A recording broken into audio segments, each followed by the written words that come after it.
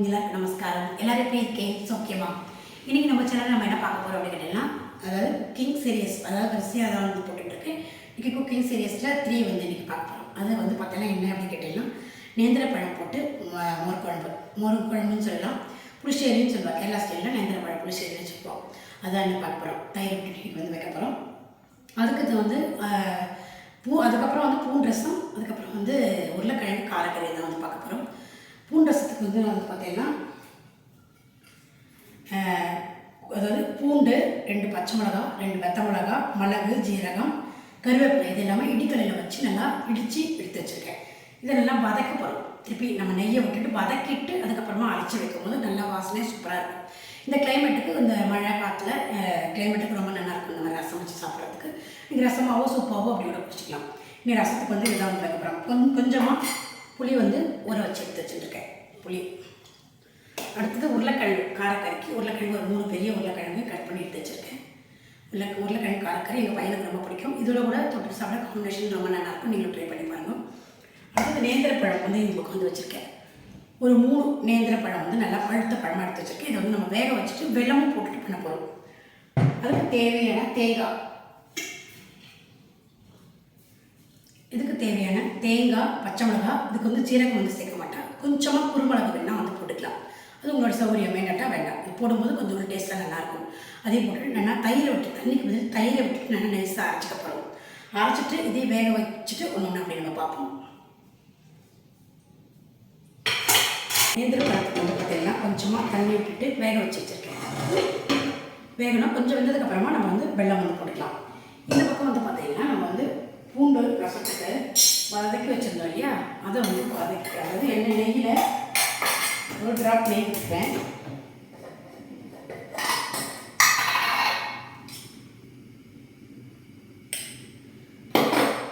நெய் வந்து ஒரு ட்ராப் வந்து விட்டுருக்கேன். இதில் இந்த பக்கம் இதை வந்து நம்ம வதக்கிக்கலாம்.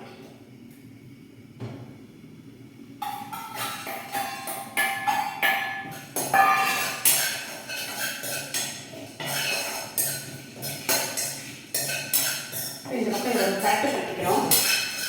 நெய்யை விட்டு, அதாவது இதில் வந்து பூண்டு, மிளகு, ஜீரகம், பச்சை மிளகா, வெத்த மிளகா இது எல்லாமே வச்சு நல்லா இடிக்கல்லில் நல்லா இடித்து வச்சுருக்கேன். அதை வந்து நெய்யில் ஒன்று சூடாக்கிட்டு நம்ம ஆறுனதுக்கப்புறமா அரைச்சிக்கிட்டோம். அப்படி வைக்கும்போது பூண்டு ரசம் நல்லா வாசனையாக ரொம்ப நல்லாயிருக்கும்.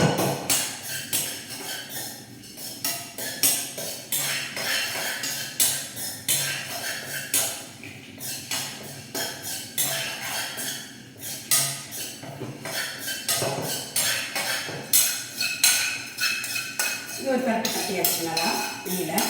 இது உரமாக அப்படியே எடுத்து வச்சுட்டு இதை ஆறிட்டு நம்ம ஒரு மிக்ஸி ஜாரில் அரைச்சிக்கலாம்.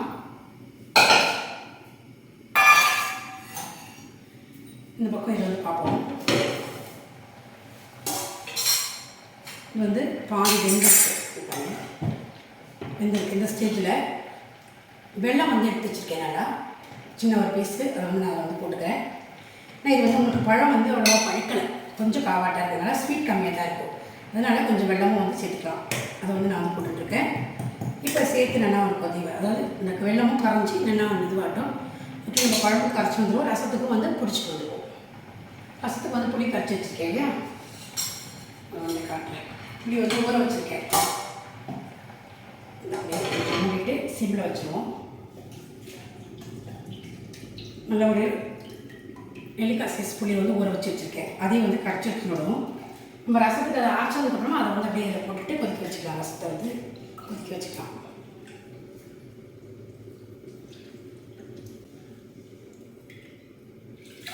நான் வந்து இன்றைக்கி நெய்யச்சம்பளை தான் வந்து ரசம் வந்து வைக்க போகிறேன். இப்போ இதுக்கு தேவையானதெல்லாம் புளியெல்லாம் கரைச்சாச்சு. இப்போது இதுக்கு வந்து தேவையான பொடியை வந்து போட்டுடுறேன். நான் கொதிச்சுட்டு இருக்கட்டும். பாட்டுக்கும் மஞ்சள் பொடி போட்டுருக்கேன், ஒரு ஸ்பூனு பெருங்காயம் போட்டுக்கிறேன், உப்பு வந்து போட்டுக்கிறேன்,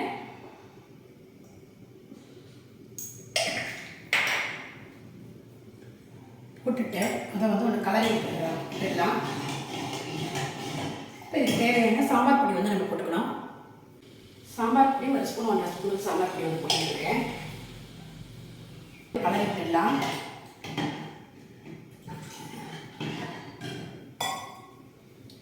இந்த பக்கம் இது வந்து நல்லா வெந்துட்டுருக்கு. இதுக்கு தேவையான மஞ்சப்பொடி உப்பு வந்து போட்டுடுவோம். குழம்புக்கு அதாவது நம்ம வந்து மோர் குழம்பு வைக்கிறாங்க, அதுக்கு தேவையான மஞ்சள் போட்டுருக்கேன். அடுத்து உப்பு போட்டுக்கிறேன்.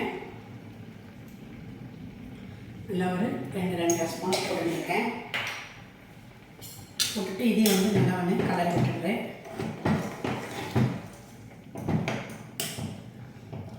இந்த ரசத்துக்கு தேவையானதும் இந்த குழம்புக்கு தேவையானதும் நல்லா அரைச்சி வந்துடுவோம். அரைச்சி வச்சுட்டு பார்க்கலாம். இந்த ரசத்துக்கு தேவையானது அரைச்சாச்சு. அதையும் வந்து இந்த ரசச்சம்பளை வந்து விட்டுடுவோம். சேர்ந்து நல்லா அதை வந்து நல்லா கொதிச்சுக்கோம்.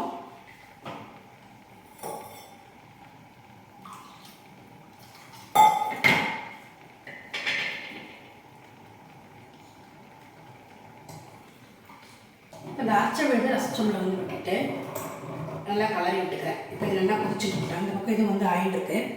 அதுக்குள்ளேயே வந்து இந்த பக்கம் கறி வந்து பண்ணிடுவோம்.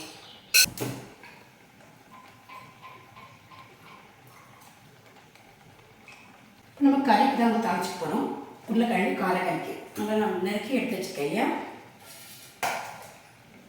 எண்ணெய் வந்து விட்டுருக்கேன்.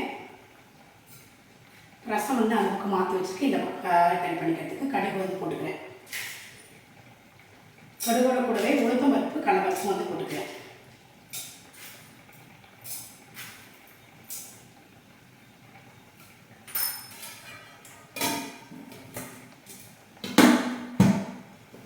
இது கொஞ்சம் நல்லா வெடிக்கிட்ட சவக்கட்டை பருப்பெல்லாம் இந்த பக்கம் பார்த்தீங்கன்னா ரசம் வந்து கொதிச்சுட்டு இருக்கு. இதுக்கு தேவையான உப்பு காரம் இதெல்லாம் கரெக்டாக இருக்காங்க. இப்போ வந்து பார்த்துக்கணும். நான் வந்து இதில் நிறைய காரங்கள் வந்து சேர்த்துருக்கேன். நல்லா இந்த இதுக்கு கிளைமேட்டுக்கு நல்லா இருக்குங்கிறதுனால, இங்கே ஒரே மழையும் காற்றுமா இருக்கிறதுனால கிளைமேட்டுக்கு நல்லா இருக்குது. பூண்டு காரத்துக்கு வந்து மிளகு ஜீரகம் மிளகாப்பொடி எல்லாமே போட்டிருக்கேன். கொஞ்சம் காரசாரமாக நல்லாயிருக்கும் தொண்டைக்குங்கிறதுக்காக. நல்லா வெந்துடுது. இந்த அளவுக்கு பழம் வந்து நல்லா குழைய வெந்திருக்கணும். அதுதான் ஒரு குழம்பு நல்லாயிருக்கும். மஞ்சள் பழத்துக்கு இப்போ இந்த அளவுக்கு நல்லா ஆகும். இப்போ இந்த பக்கம் வெடிக்கிறது பருப்பெல்லாம் வந்து இப்போ ஒரு பொடியாக வந்து அதில் சேர்த்துக்கிறேன். நான் ஃபஸ்ட்டு பெருங்காயம் போடல, அடுத்தது வந்து மஞ்சப்பொடி வந்து போட்டுருக்கேன். அடுத்தது வந்து காரப்பொடி வந்து போட்டுக்கிறேன். காரப்பொடி வந்து போட்டுக்கலாம் 2 ஸ்பூனுக்கு.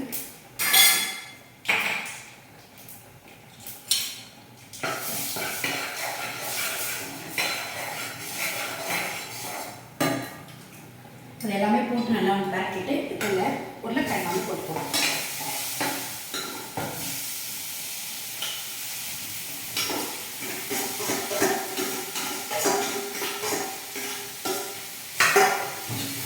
சிம்மில் வச்சுருக்கேன். எல்லாமே சிம்மில் வச்சுருக்கேன். எல்லாம் சேர்த்து எல்லாம் கலரி விட்டுருக்கேன்.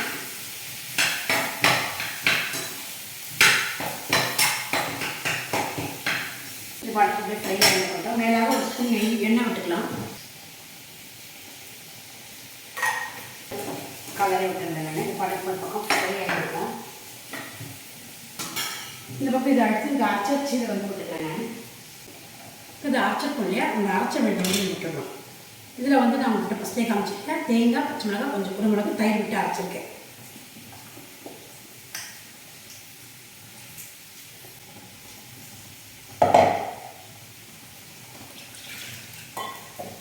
கொஞ்சம் மிக்ஸி ஜாரில் தண்ணி ஊற்றி அளந்து விட்டுக்கலாம்.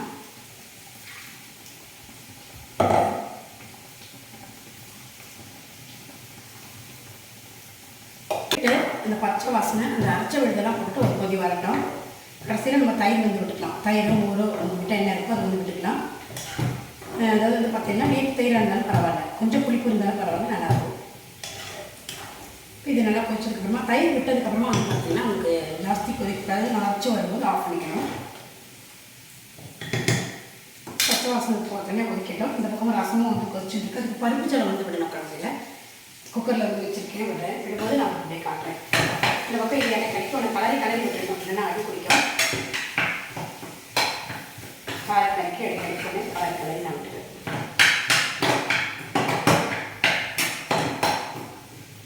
இப்போ இது நல்லா வந்து பாருங்கள், நல்லா வந்து கொதிச்சுருக்கு.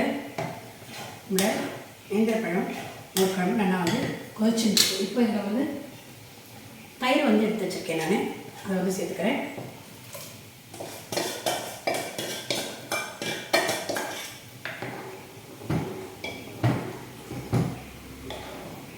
தயிரை விட்டுட்டு ஒன்று நல்லா கலக்கி விட்டுருவோம். ஜாஸ்தி இது வந்து கொதிக்க வேண்டாம். நான் உச்சி வரும்போது ஆஃப் பண்ணிவிட்டு கடுகு தாளிச்சிட வேண்டியது தான்.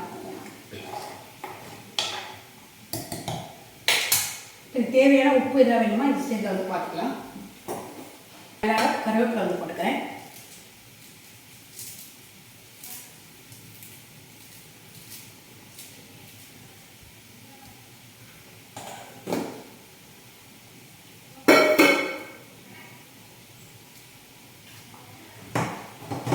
இலக்கு இந்த கறியும் ஒன்று இலக்கி விட்டுக்கிறேன்.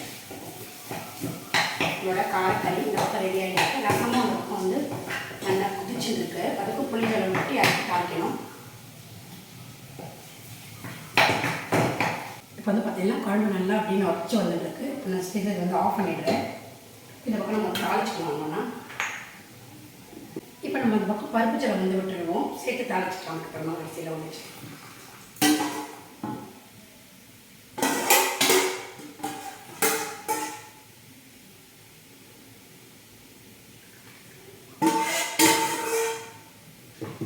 கொஞ்சம் பார்த்தீங்கன்னா பருப்பு வந்து வேக வச்சு வச்சுருந்தேன். கொஞ்சமாக அந்த ஜலத்தோடு அதில் விட்டாச்சு.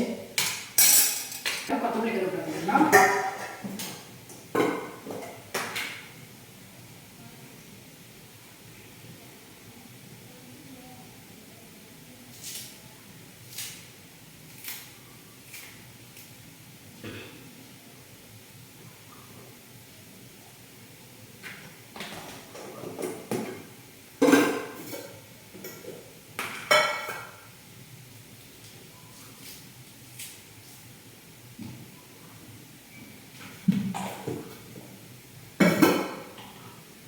இதை இறக்கி வச்சுட்டு வந்து தாளிச்சு கொண்டு பக்கம் என்ன விட்டுக்கிறேன்.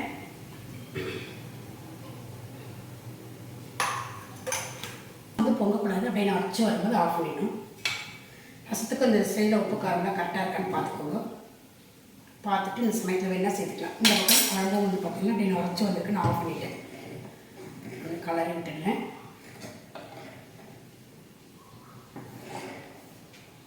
இப்போ மேலாக இதுக்கு வந்து தாளிச்சுக்கலாம். ஃபஸ்ட்டு இது தாளிச்சிக்கலாம்.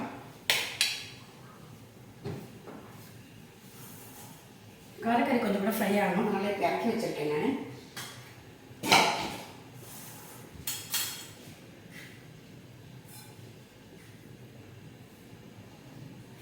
கடுகு வந்து போட்டுக்கிறேன். எண்ணெய் விட்டுருக்கேன். கடுகு போட்டுக்கிறேன்.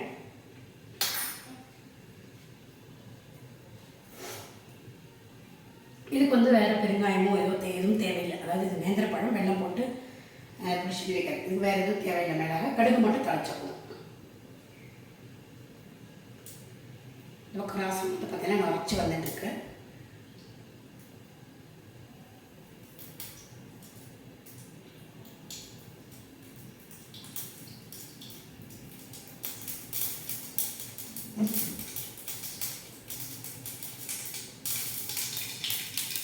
இப்போ எண்ணெயில் கடுகு நல்லா வச்சு இதில் வந்து விட்டுடுறேன்.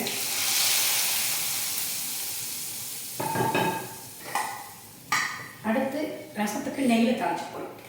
ஒரு ஸ்பூன் நெய் வந்து விட்டுருக்கேன். மறைச்சி வந்தாச்சு. ரசம் ஆஃப் பண்ணியாச்சு. இதுவும் ஆஃப் பண்ணியாச்சு. எண்ணெய் விட்டுக்கிறேன். நெய் விட்டுக்கிறேன். சாரி, நெய் விட்டுருக்கேன். நெய் வந்து கூட கடுகு போட்டுட்டு கடுகு வெடிக்கிறது. பெருங்காயம் போட்டுக்கோங்க. எல்லாரும்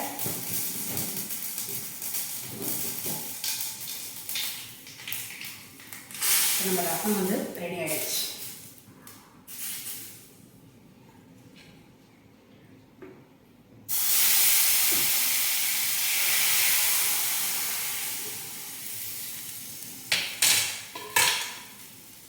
காரக்கறி கொஞ்சம் கூட ஃப்ரை ஆகணும். வச்சுக்கலாம். அப்படி